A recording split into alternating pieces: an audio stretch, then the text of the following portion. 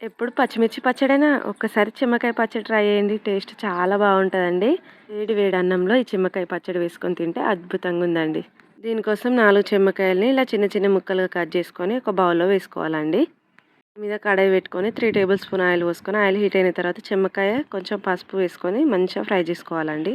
నిమ్మకాయ ఇలా మంచిగా ఫ్రై అయిన తర్వాత ఇదే ఆయిల్‌లో 10, 15 పచ్చిమిర్చి, ఒక గుప్పెడు వెల్లుల్లి రెబ్బలు వేసుకొని, కట్ చేసుకున్న టమాటాలు ఒక 2, కొంచెం కొత్తిమీర ఆకు వేసుకొని, ఇలా మంచిగా ఫ్రై చేసుకొని పక్కన తీసుకోవాలండి. ఇప్పుడు ముందుగా రోట్లో చెమ్మకాయ వేసుకొని, రుచికి తగినంత సాల్ట్ వేసుకొని ఒకసారి దంచుకోవాలండి. ఇప్పుడు ఇందులోనే ముందుగా వేయించి పెట్టుకున్న పచ్చిమిర్చి, టమాటాలు కూడా వేసుకొని, రోటి పచ్చడి ఏదైనా సరే కొంచెం బరకగా దంచుకుంటేనే టేస్ట్ చాలా బావుంటదండి. పొయ్యి మీద కడాయి పెట్టుకొని కొంచెం ఆయిల్ పోసుకొని 1/2 టీ స్పూన్ ఆవాలు, 5, 6 వెల్లుల్లి రెబ్బలు, 2 ఎండుమిర్చి, కొంచెం కరివేపాకు వేసుకొని రోటి పచ్చడి ఇందులో వేసుకొని పోపు మొత్తం కలిసేలా మంచిగా కలుపుకోవాలండి. అంతేనండి, మన చెమ్మకాయ రోటి పచ్చడి రెడీ.